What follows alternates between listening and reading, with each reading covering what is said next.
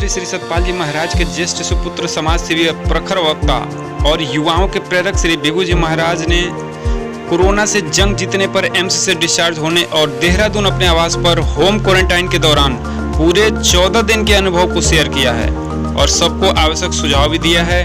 आइए सुनते हैं विस्तार से। श्री हनुमान जी महाराज की कृपा से और जगत जननी माता की कृपा से और गुरु महाराज जी की कृपा से हम सब लोग बिल्कुल ठीक है, जैसे आप देख सकते हैं। और 10 तारीख रात को हम लोग घर आ गए थे। हमारी 7 दिन की होम क्वारंटीन अब शुरू है। हम लोग अपने कमरों से बाहर नहीं जा सकते ताकि ये वायरस हमसे किसी और को ना फैले। लेकिन हम आपको यही बात बताने के लिए फिर से मैसेज दे रहे हैं, क्योंकि हम लोग बिल्कुल ठीक है और आप लोगों को कोई घबराने की बात नहीं है।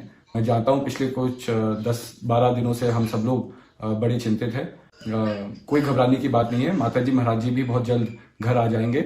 उनकी उम्र की वजह से उनको थोड़े लंबे समय के लिए वहां रखा गया है, जो 14 दिन का होता है, जो स्टेट का प्रोटोकॉल है।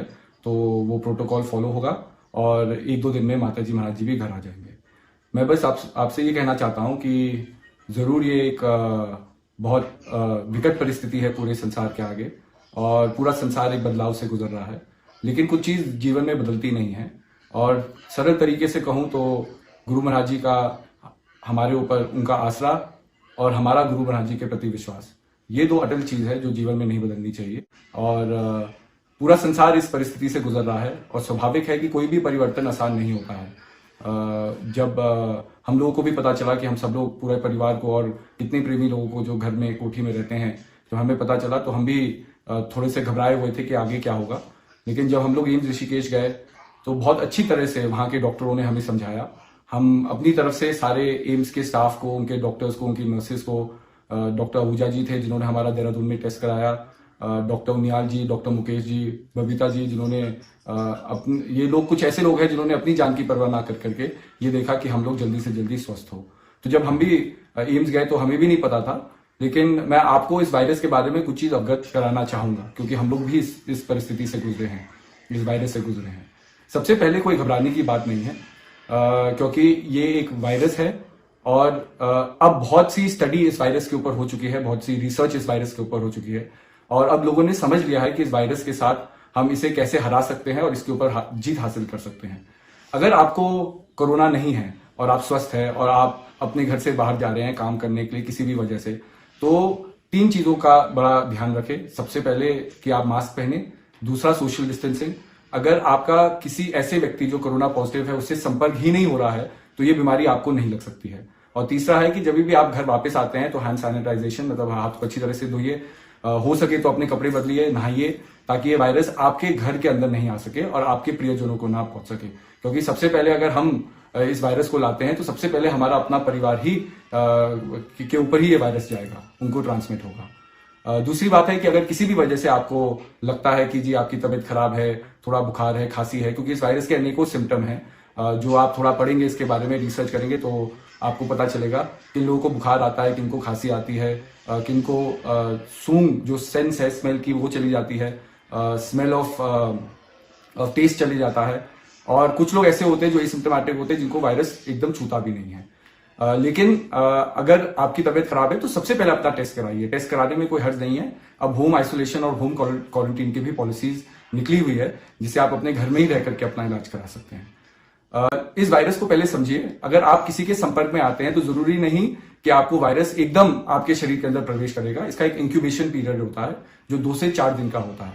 2 से 4 दिन ये वायरस आपके शरीर में रह सकता है। अगर आप टेस्ट कराएंगे तो ये नेगेटिव आएगा, क्योंकि ये आपके शरीर में पूर्ण रूप से प्रवेश नहीं किया है। और दूसरी बात ये होती है कि जब ये वायरस आपके शरीर में आता है तो सबसे पहले कोई ना कोई सिम्टम आपको आएंगे। जिस तरह से किसी को खांसी, बुखार, कोई बुखार 1-2 दिन का ही होता है और आदमी ये नहीं जान पाता कि कोरोना की वजह से है कि जनरली वो बीमार है। तो ये पीरियड जो होता है ये करीब 10 से 14 दिन का रहता है, जिसमें वायरस आपके शरीर में रहता है और आपसे किसी और को आसानी से सट जाता है। इसलिए क्वारंटीन पीरियड 14 से 17 दिन का रखा गया है इसमें, ताकि ये वायरस किसी और को न लगे।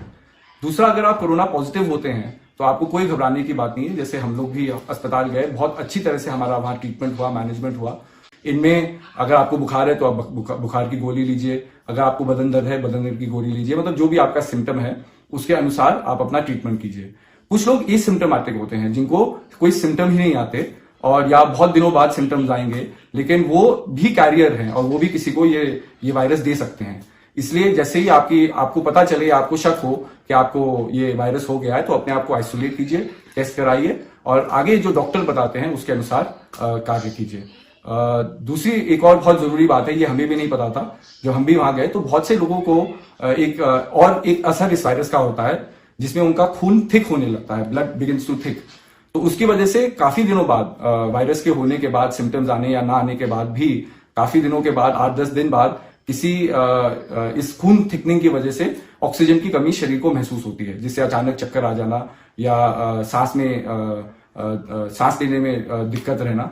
तो इसके लिए ब्लड थिनर्स होती हैं, इंजेक्शन होते हैं, दवाइयां होती है, इसमें कोई घबराने की बात नहीं है।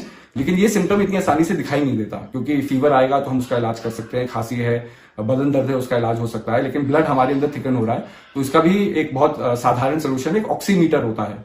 जो लोग पहाड़ों में भी जाते हैं या ट्रैकिंग करते हैं वो इस बात को समझेंगे कि हाई ऑल्टीट्यूड में खून में ऑक्सीजन की कमी होने से हमें अपने ऑक्सीजन लेवल को मॉनिटर करना होता है। तो छोटी सी डिवाइस आती है जो उंगली में लग जाती है और ये ऑक्सीजन सैचुरेशन को आपके खून में बताता है। और जब इसकी रीडिंग आती है तो रीडिंग 95 से 100 के बीच में होनी चाहिए। तो 3 चीज अगर आप अपना घर में ट्रीटमेंट करा रहे हैं या अपने प्रियजनों का ट्रीटमेंट कर रहे हैं जो इस कोरोना वायरस से गुजर रहे हैं, तो उनका रेगुलरली फीवर सुबह शाम चेक कीजिए, फीवर नहीं आना चाहिए। और बीपी चेक कीजिए, क्योंकि कुछ लोग बीपी के पेशेंट होते हैं, उनको पता नहीं होता, बीपी मॉनिटर करना चाहिए। और ऑक्सीमीटर से ऑक्सीजन सैचुरेशन, और अगर आप ये 3 चीज करेंगे तो घर में ही ट्रीटमेंट हो सकता है। हम लोगों में से बहुत लोग एसिम्प्टोमेटिक थे, तो हमें केवल मल्टीविटामिन की टैबलेट दी गई, जो आम तौर से विटामिन सी टैबलेट्स कहीं भी फार्मेसी में मिलती है। बहुत से लोग श्रेयांश जी के बारे में चिंतित थे, तो वहां भी डॉक्टर लोगों ने आश्वस्त हमें कराया कि चिल्ड्रन का जो रिकवरी रेट है वो बहुत अच्छा है। और बस ये चीज देखने को होती है कि सिर्फ कोरोना ही एक वायरस नहीं है, और भी बहुत सी बीमारियां हैं जो बच्चों को लग सकती है। तो बच्चों का हमें स्पेशल ख्याल रखना है, उनको घर से बाहर ना जाने दे, बाहर से अगर कोई आ रहा है उनको आसानी से उनके साथ मिलने ना दे, क्योंकि वायरस बहुत आसानी से फैल रहा है। तो 4 साल से ऊपर बच्चे बहुत अच्छा रिकवरी रेट करते हैं। देश में कोई भी नीति बने तो नीति डॉक्टरों की राय से बने, जो डॉक्टर दिन रात 2 महीने 3 महीने से इस वायरस से लड़ रहे हैं, इस महामारी से लड़ रहे हैं, उनको परफेक्ट नॉलेज है कि इसका ट्रीटमेंट क्या है, इसका डायग्नोस क्या है। दूसरा, अगर हम कोई नियम लगा रहे हैं तो ये वायरस, पूरा संसार इस वायरस से गुजर रहा है, पूरा भारत देश इस वायरस से गुजर रहा है। कोई एक राज्य ऐसा नहीं है भारत देश में जहां ये वायरस ना पहुंचा हो और लोगों को परेशानी इस वायरस से ना हुई हो। तो स्वाभाविक है कि एक नियम होना चाहिए जिसके आधार पर लोगों का चेकअप हो नियमित रूप से, क्योंकि जैसे आप देख रहे हैं कि कहीं जगह हमें अखबारों से और टेलीविजन से पता चल रहा है, मीडिया से पता चल रहा है कि अस्पतालों में बेड्स की कमी हो रही है। तो जो एसिम्प्टोमेटिक पेशेंट है वो अपने घर में ही रह करके इलाज कर सकते हैं। तो ये प्रोविजंस अगर एक नियम में आए तो मैं मानता हूं कि बहुत अच्छी तरह से हम आने वाले समय में, क्योंकि ये कोरोना वायरस आगे बढ़ेगा ही, आप देख रहे हैं कि बहुत कम दिनों में ही 2 लाख से 3 लाख संख्या हमारी हो गई है, और आगे अगर इसी रेशियो में अगर 10 दिन में हर चीज डबल हो तो आप मान ही सकते हैं कि आने वाले 1-2 महीने में ये वायरस कितना फैल सकता है।